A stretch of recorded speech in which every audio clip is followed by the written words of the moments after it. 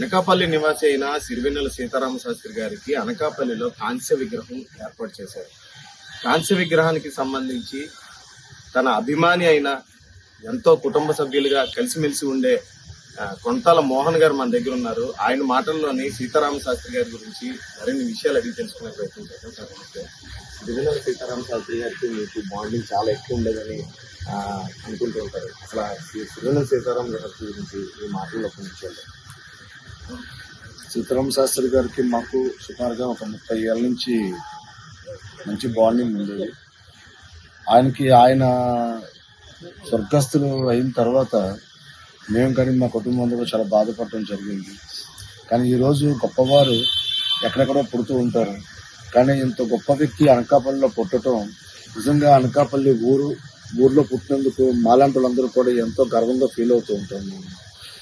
ఆయన పుట్టడం అన్నది ఒక వరం, చాలా మందికి వరం. చాలా మంది రచయితలు పెన్తో రాస్తారు, కానీ సీతారామ శాస్త్రి గారు ప్రేమతో రాస్తారు. ఇలాంటి గొప్ప వ్యక్తి మనకి రారు. పాట ఉన్నంత వరకు కూడా ఈయన పేరు గుర్తుంటది. అంత గొప్ప వ్యక్తి. ఈయన రాసే పాట మనకి మనసుకే కాదు, మనం పడుకున్నప్పుడు కానీ ఏ పరిస్థితిలో ఉన్నా కూడా ఈయన రాసే పాటలు వింటుంటే మనకు ఒక ఆనందం, సంతోషం, అన్ని రకాలుగా ఒక చిన్న పిల్లాడి నుంచి ముసలాయిన వరకు కూడా ఎవరైనా సరే వినేటట్టు రాసే పాట. పాట అంటే సంగీతం ఒకటే కాదు, పాట అనే అక్షరం చాలా బలమైంది అనుకునే వ్యక్తి.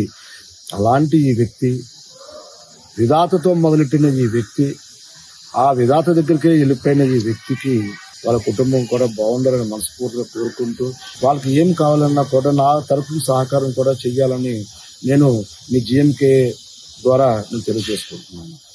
సార్, ఆయన పాటల్లో మీకు బాగా ఇష్టమైన పాట ఏదైనా ఉందా? ఒకటని కాదండి, చాలా ఉన్నాయి. ఇప్పుడు ఆయన పాట రాసింది నిన్నే పెళ్ళాడుతా పాటల్లో చూస్తే అన్ని పాటలు చాలా బాగుంటాయి. అట్లానే ఆహ్వానం సినిమాలో కానీ, అలాగే శుభలగ్న సినిమాలో చిలకాయ తోడు లేక కానీ, అలాగే నిగ్గతీసు పాట కానీ, లేకపోతే అర్థ శతాబ్దం కానీ, లేకపోతే ఇలా ఎన్నో పాటలు ఉన్నాయి. సో మరొకసారి నేను జిఎంకే ద్వారా ఎప్పుడైనా మీరు ఇంటర్వ్యూ ఇచ్చినప్పుడు నేను మిగతా విషయాలు మాట్లాడతాను. అలాగే మీరు మీ జిఎంకే టీవీ సక్సెస్ఫుల్ గా బాగుండాలని మనస్ఫూర్తి కోరుకుంటున్నాను. రైట్. మొత్తానికి చూసుకుంటే కొంతాల మోహన్ గారు చెప్పేది ఒకటే, సీతారామ శాస్త్రి గారి కుటుంబానికి వారి కుటుంబానికి కూడా చాలా సన్నిహితం ఉందని చెప్తున్నారు. ఆయన రాసిన ప్రతి పాట కూడా ఒక వజ్రాయుధంలాగా సినిమా ప్రేక్షకుల్ని అలరించిందని చెప్తున్న పరిస్థితి కనిపిస్తుంది. వీడియో జర్నలిస్ట్ రమాకాంత్ తో షణ్ముఖ, జిఎంకే టీవీ, అనకాపల్లి జిల్లా.